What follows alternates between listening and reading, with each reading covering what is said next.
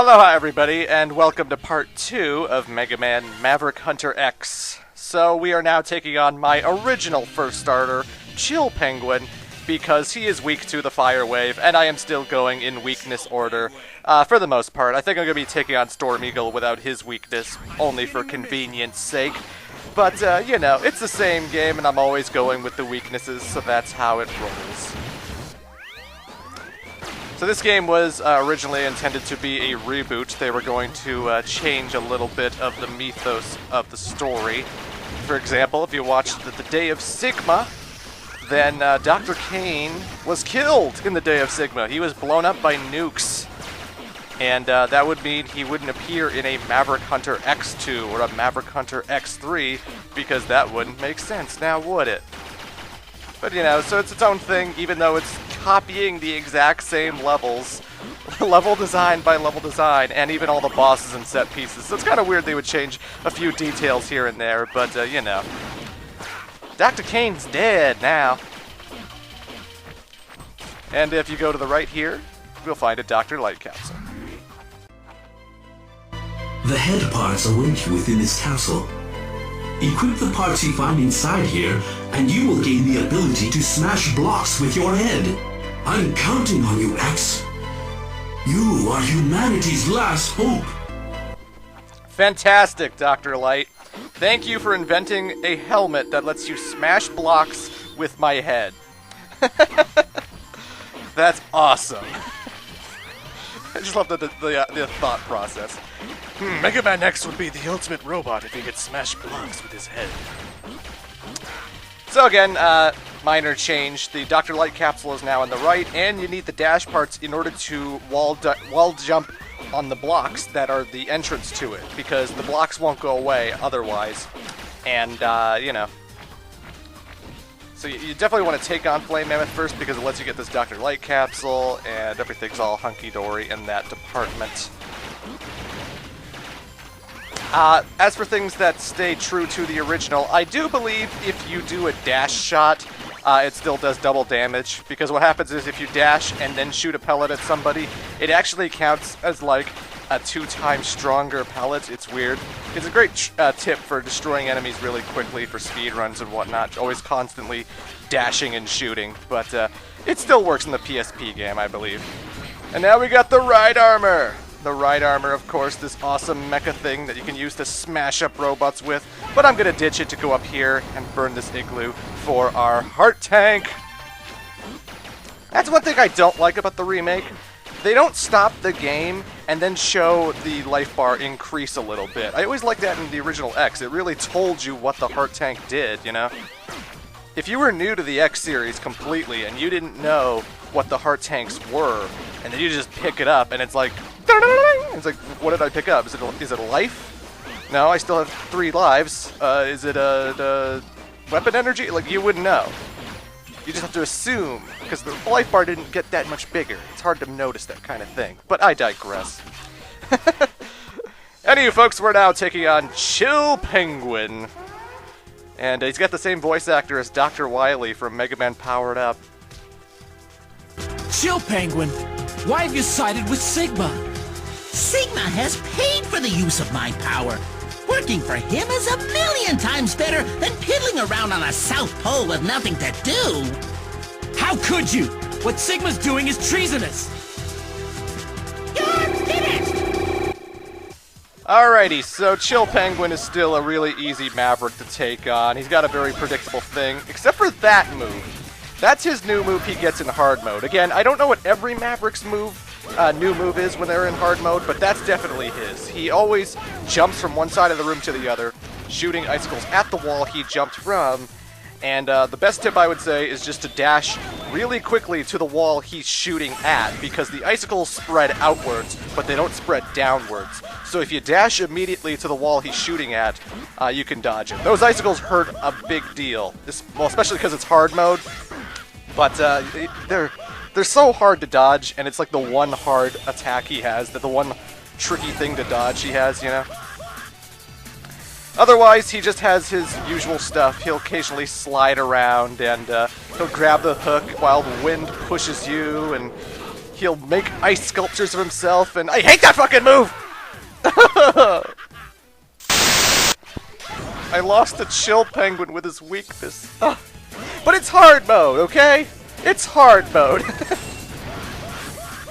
I have a reason. Shut up. Anywho. Again, the only thing you really have to worry about is the harder move he gets in hard mode. Everything else is pretty standard. I liked taking this guy on first in the original Mega Man X. I could generally not get hit by his attacks, but, you know. And he's got that really annoying voice this time around, so I don't know if that's going to bother you. Wah, wah, wah, wah, every time you burn him. Wah, wah, wah, wah.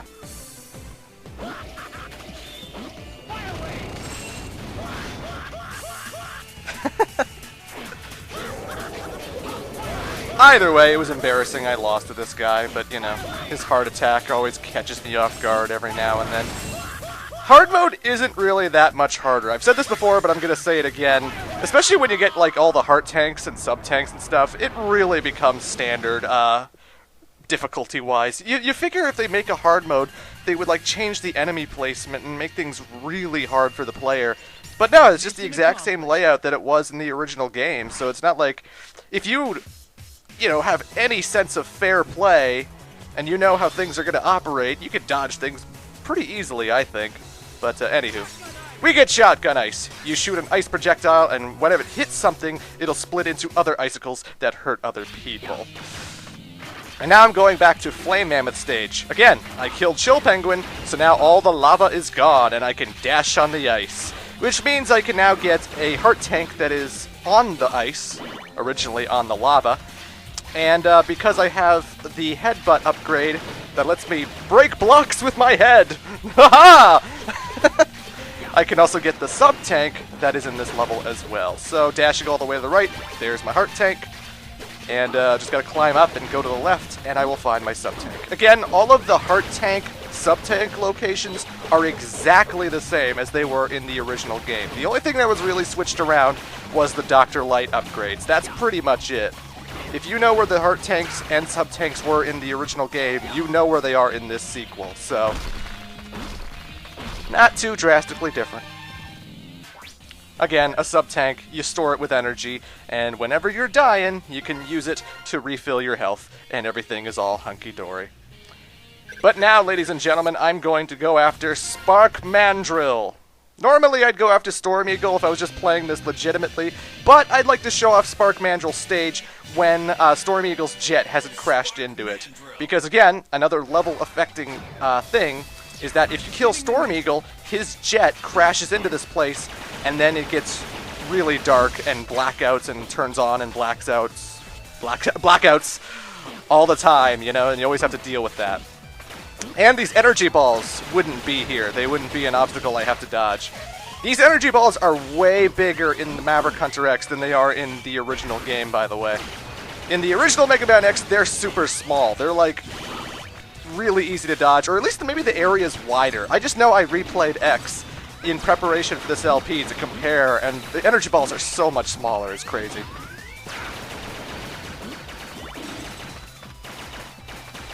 But again, when you're in the darkened areas, you always gotta watch out because you have these little jets flying at you.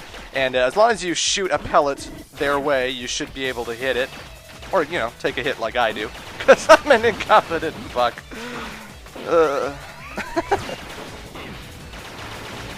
I really do enjoy the soundtrack, though. It's very updated, very remixy, very techno.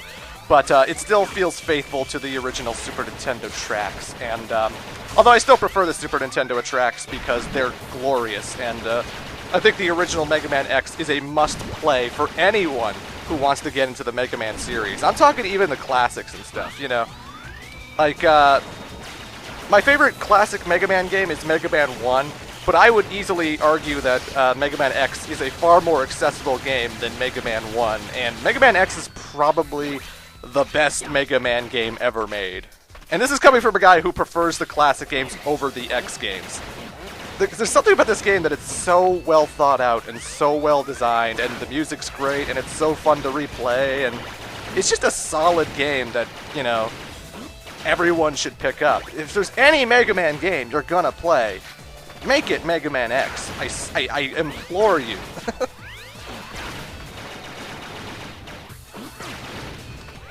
I like the, this game sort of feels like a sequel to Mega Man X8, even though it's a remake of the first game, though, you know? Because it has, like, the 2.5D graphics, and the voice actors from Mega Man X8 actually return. Like, all the same voice actors who played X, Zero, and Vile return. And it's a weird pseudo-sequel. Again, it's a remake of the first game. I can't get that heart tank because I need Boomer Kuwanger's weapon. Originally, you could actually dash jump up there by carefully dashing and hitting the wall, but the platform is much wider this time around, so now you definitely need Boomer Kuwanger's weapon in order to get that heart tank. So there's that. But again, just because of the art style and because of the voice acting and stuff, it feels like a weird sequel to X8, and I really like this art style. So, you know, I don't want all the Mega Man games to look the same. I want them to sort of evolve and look updated and stuff. I really enjoyed Powered Up's style, and I really enjoyed X8 and Maverick Hunter X for what they did with the graphical style, you know? Like, I know people love the classic 8-bit classic Mega Man look with his sprite and all that, but, you know, sometimes I just want Dr. Wily's minions to look better and the backgrounds to look better. I always wanted Mega Man to evolve, you know? But anywho, folks, here's Spark Mandrill. X, you showed up. Spark Mandrill, do us both a favor and surrender peacefully. I don't think so, X. Oppose me and I'll crush you. Sounds like you've gone Maverick. Your time has come, Spark Mandrill. I'm not the smartest guy around, X, but I have a feeling that Sigma is right. Alrighty, use shotgun ice. Use shotgun ice. Use shotgun ice. Just like the original game, it is so easy to stun lock him and kill him without him getting a shot on you. So, he's really easy. I'm going to be showing off Spark Mandrill's actual fighting abilities when I play as the second playable character, so don't worry about that, but I'm still going in weakness order, and when you have shotgun ice, it's not really any effort at all. It's no struggle. Anyway, by defeating Spark Mandrill, we get the energy ball thingy. Electric Spark, that's it. I can't memorize all these names. Electric Spark hits a wall, splits into 2 energy balls, and it's not really that powerful. I don't like taking it on. I don't like taking on regular enemies with it, but it is a power, and it is there. Anyway, see you in part 3.